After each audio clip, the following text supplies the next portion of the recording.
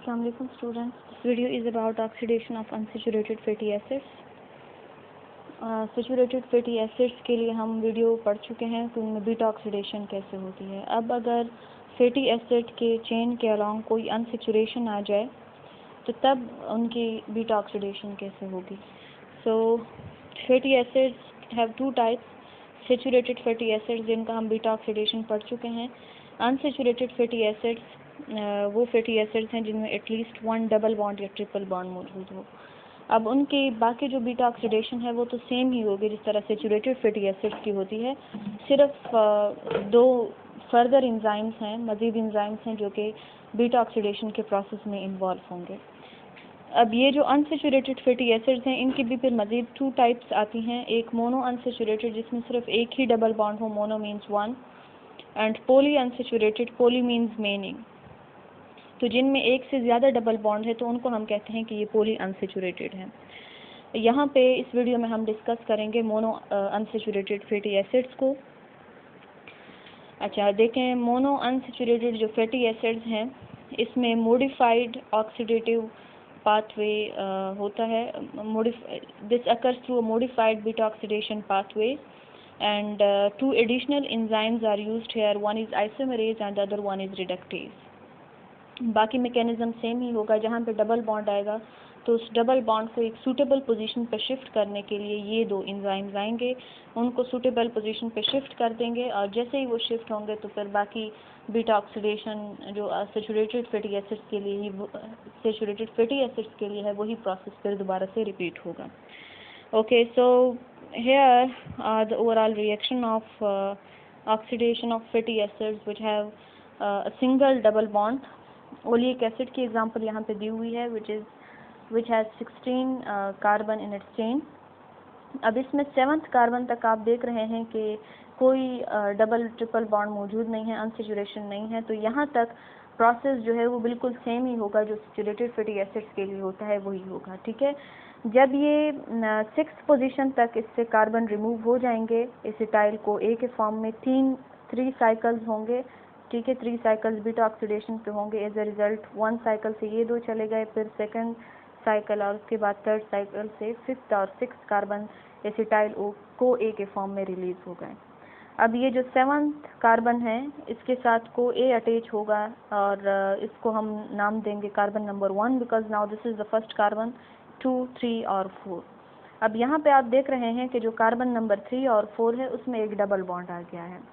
तब होगा क्या कि इनॉयल को ए आइसोमेरेज जो एंजाइम है ये क्या करेगा, इस डबल बॉन्ड को एक सूटेबल पोजीशन के ऊपर शिफ्ट करेगा। इसको शिफ्ट करेगा from the 3rd, 4th position to 2nd and 3rd position. ठीक है, ये काम किसका है, इनॉयल को ए आइसोमेरेज का।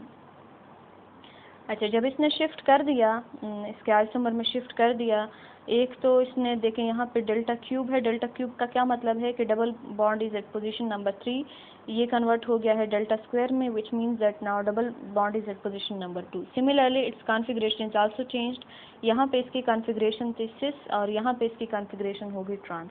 सिस मीन्स के on the same side if two groups are present तो उसको हम कहते हैं कि ये सिस कॉन्फ़िगरेशन है। और अगर इसकी कॉन्फ़िगरेशन ऐसे हो, सपोज एक हाइड्रोजन एक साइड पे है, दूसरा हाइड्रोजन दूसरे साइड पे है, तो उसको हम कहते हैं कि ये ट्रांस कॉन्फ़िगरेशन है। तो ये जो आइसोमेरेज एंजाइम है इसने ये दो काम कर दिए, एक इसकी कॉन्फ़िगरेशन चेंज कर दी, दूसरा डबल बॉन्ड 3, 4 पोजीशन से शिफ्ट कर दिया है 2nd, 3rd पोजीशन के ऊपर। अच्छा, नेक्स्ट सीक्वेंस में आएगा इनॉयल को ए हाइड्रेटेज। ये एंजाइम क्या करेगा, हाइड्रोटेज जो एंजाइम्स होते हैं वो एडिशन ऑफ वाटर को कैटालाइज करते हैं। तो ये एडिशन ऑफ वाटर को कैटालाइज करेगा। अब यहाँ पर अगेन आप देख रहे हैं कि suppose this is carbon number 1, this is 2 and this is 3। Carbon number 2 के ऊपर एक हाइड्रोजन अटैच है। ठीक है, एक हाइड्रोजन अटैच है, एक डबल बॉन्ड है और एक सिंगल बॉन्ड है। तो टोटल इस तरीके से इसके 4 बॉन्ड पूरे हो जाते हैं। जबकि इस वाले स्ट्रक्चर में एल बीटा हाइड्रोक्सी डिकोनाइल को ए में यहाँ पे आप देख रहे हैं कि कार्बन के 2 सिंगल बॉन्ड है और 2 नहीं है। अगर 2 नहीं है इट मीन्स के 2 बॉन्ड इसके हाइड्रोजन के साथ हैं। तो मतलब एक हाइड्रोजन पहले से था, एक हाइड्रोजन इधर ऐड हो गया है। Similarly here at carbon number 3 we have 1 OH group and 2 of the bonds are found with carbon and the 4th bond is with hydrogen। वो नहीं है तो इट मीन्स कि वो हाइड्रोजन के साथ है। तो इट मीन्स कि यहाँ पे एक OH की एडिशन हुई है। अब एक H और एक OH अगर ऐड हुए हैं डबल बॉन्ड के अक्रॉस, तो ये वाटर की एडिशन हुई ना, हाइड्रेशन हुई। तो इसको कैटालाइज करने के लिए जो एंजाइम मौजूद है इट इज़ एनॉयल CoA हाइड्रेटेज। अच्छा, एक दफ़ा आपके पास ये वाला स्ट्रक्चर बन जाए तो ये स्ट्रक्चर बिल्कुल वही स्ट्रक्चर है जो कि हम सैचुरेटेड फैटी एसिड्स में पढ़ते हैं। इसको मैं अलग से ड्रा कर रही हूँ। Let us see this in beta oxidation for saturated fatty acids. यहाँ पे आप देख सकते हैं इनॉयल CoA हाइड्रेटेज जो इस मॉलिक्यूल में वाटर की एडिशन कर रहा है। So this is the same molecule जो हम पीछे वाली स्लाइड में पढ़ चुके हैं। और इससे क्या बन रहा था, हाइड्रेटेज के एक्शन से एल बीटा हाइड्रोक्सी डिकोनाइल CoA डिकोनाइल CoA बन रहा है। ठीक है, ये देखें L beta hydroxy fatty acyl CoA। यहाँ पे तो हम स्पेसिफाइड एक फैटी एसिड यूज़ कर रहे हैं इस वजह से डिकोनाइल, और यहाँ पे फैटी एसाइल है यानी जनरल मैकेनिज्म है। तो अब क्या होगा कि ये वाला मॉलिक्यूल जब यहाँ पर इंटर होगा तो ये इसकी हाइड्रेशन हो गई है बाय द एंजाइम हाइड्रोटेज। उसके बाद अगेन ऑक्सीडेशन होगी, फिर थायोलिसिस होगी। थायोलिसिस के रिजल्ट से एक एसिटाइल CoA के फॉर्म में मॉलिक्यूल अलग हो जाएगा, सेपरेट हो जाएगा, और बाकी आपका चेन बच जाएगा। जो चेन बच जाएगा वो दोबारा से जाएगा फर्स्ट स्टेप में। फर्स्ट स्टेप में दोबारा से ये रिपीट होगा। अगर कोई डबल बॉन्ड आ रहा है तो डबल बॉन्ड में दोबारा से आपका ये वाला प्रोसेस होगा, डबल बॉन्ड की मूवमेंट होगी टुवर्ड्स सूटेबल पोजीशन, और फिर आपका ये बीटा ऑक्सीडेशन का जो साइकिल है ये रिपीट होता जाएगा तब तक जब तक कि लास्ट प्रोडक्ट हमारे पास एसिटाइल CoA नहीं बन जाता।